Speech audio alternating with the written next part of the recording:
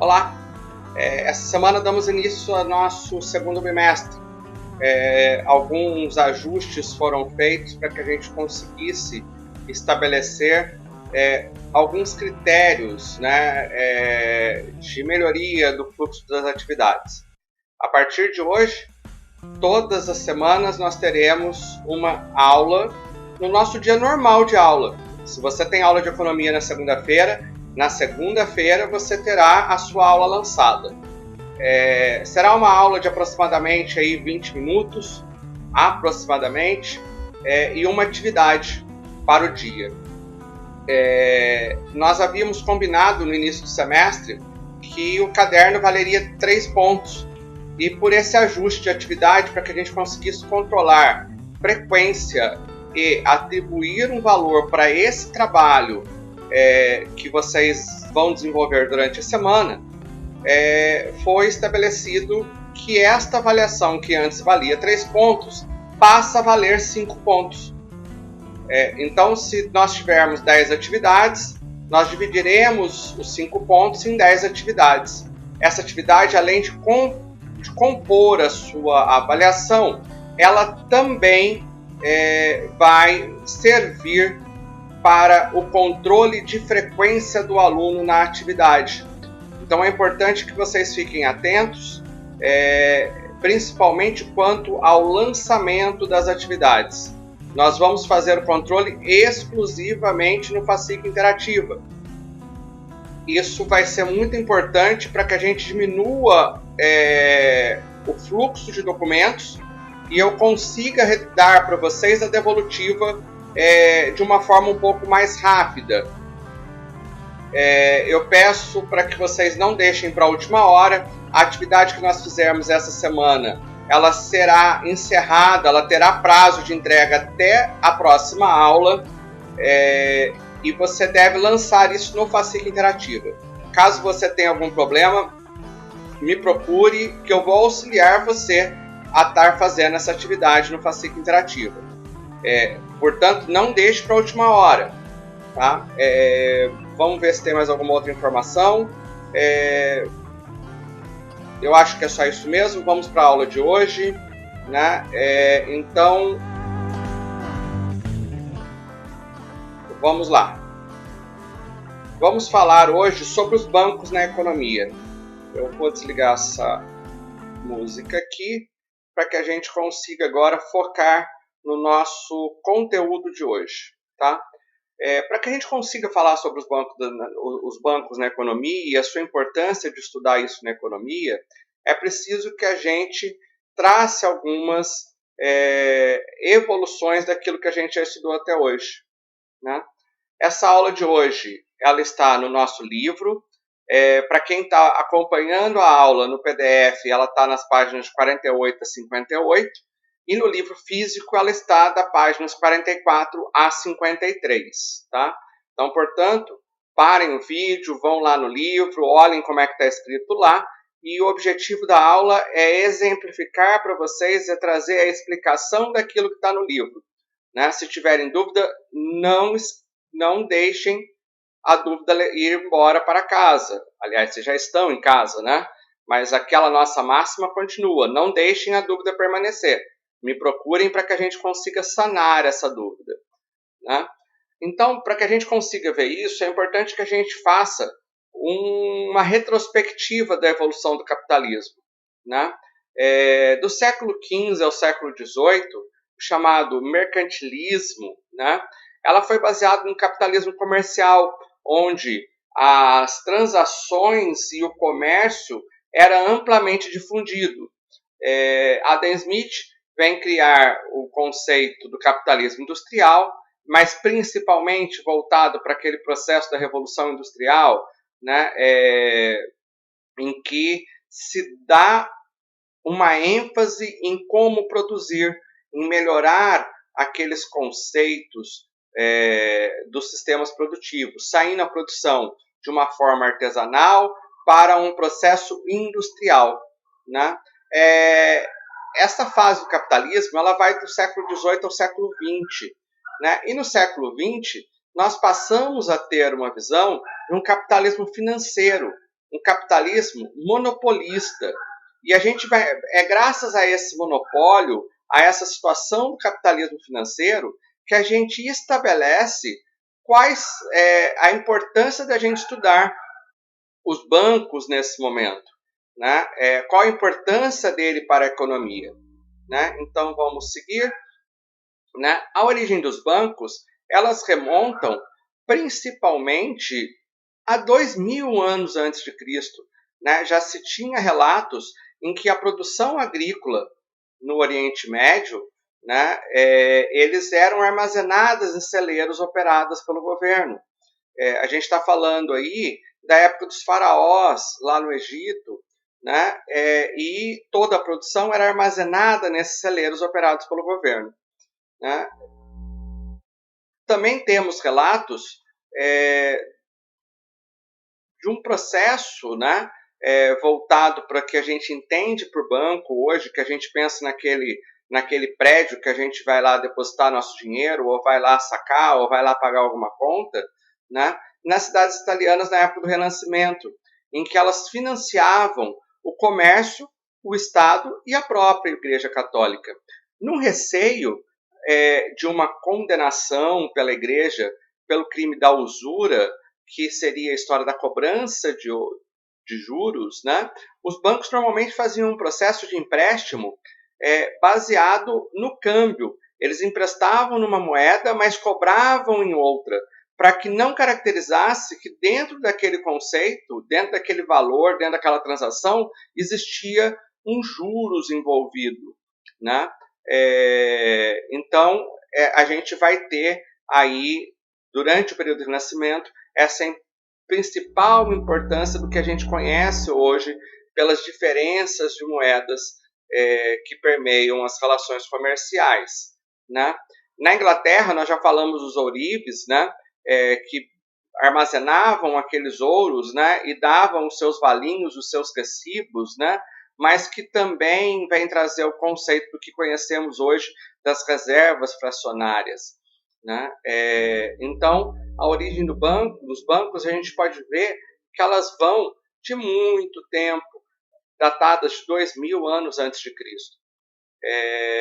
Vamos seguir, né? Nos Estados Unidos, também ele foi usado como um processo para expansão da atividade econômica pós-guerra civil, num processo de financiamento das atividades econômicas, e principalmente dos meios de produção e do próprio comércio, para facilitar esta situação. E quais são as funções do banco? Para que serve o banco? Uma das funções do banco é um local seguro para armazenar as nossas riquezas. É graças a esse local seguro que nós temos lá um local correto, um local em que não há risco para esse dinheiro armazenado, né? Mas não serve só para isso. Os bancos também têm uma função de ajudar o comércio e as transações comerciais com métodos alternativos de pagamento. Então, podemos dizer cartões de débito, cartões de crédito, boletos bancários, faturas, né? Então, ela ajuda o processo do comércio nesta transação comercial, né? Facilitando, assim, a evolução do processo das negociações comerciais, né? E ele tem, e aqui eu acho que é o papel mais importante do banco, que é a reunião entre poupadores e tomadores de crédito. É o banco que tem uma finalidade de reunir poupadores e tomadores de crédito.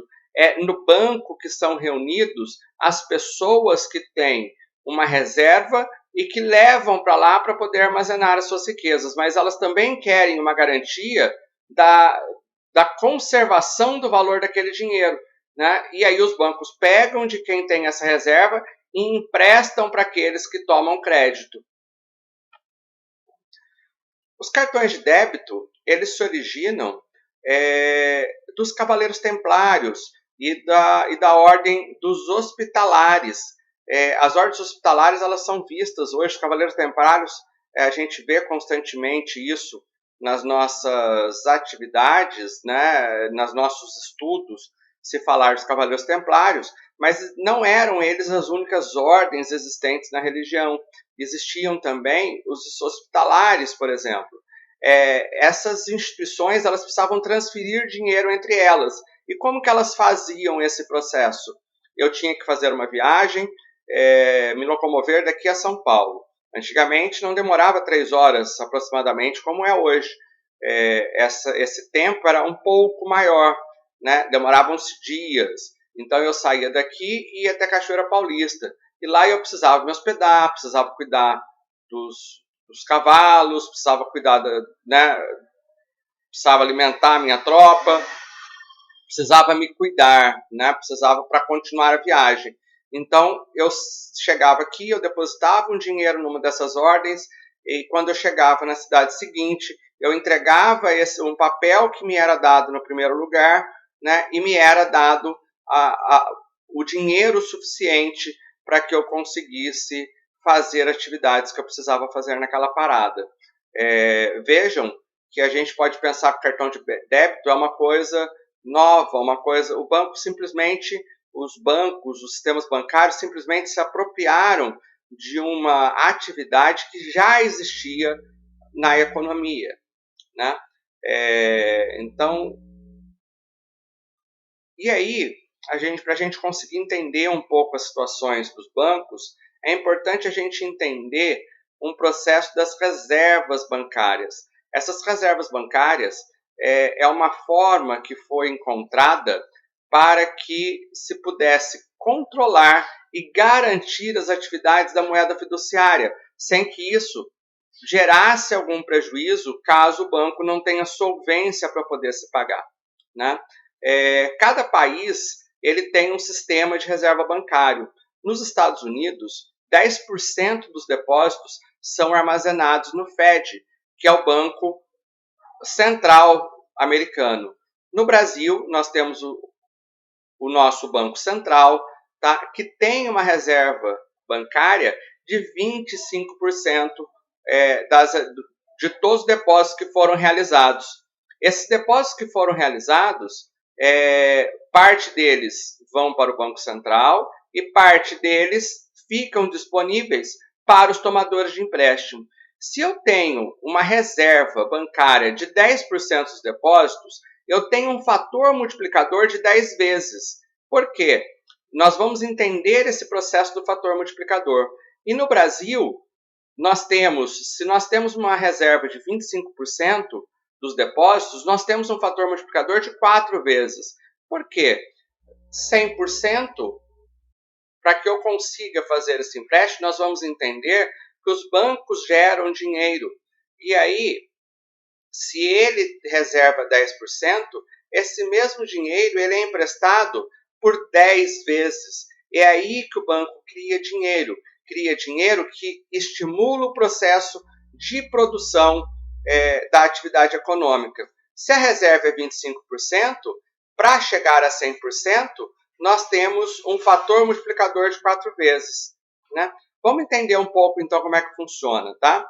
Nós recebemos um depósito, né? Nós recebemos o nosso salário, e esse salário nos gera um depósito. Então, nós temos aqui o depósito que nós levamos ao banco, né? Seria legal se a gente tivesse, né, esse sacão aí toda vez que a gente fosse levar, né? Parte desse dinheiro, ele vem para o Banco Central. Em qual porcentagem? Depende do país. Quanto maior é a reserva financeira, menor é o dinheiro disponível para a circulação. Significa que a moeda ela tem uma finalidade um pouco mais frágil, né? Quanto mais forte a moeda, menos recurso para a sustentação dele ele vai precisar, né? Então, no Brasil é 25%. Então, se você faz um depósito aqui, se a soma dos depósitos, por exemplo, dá 100, R$25 vem para o Banco Central e R$75 fica para empréstimo. E aqui acontece o processo da mágica. Por quê?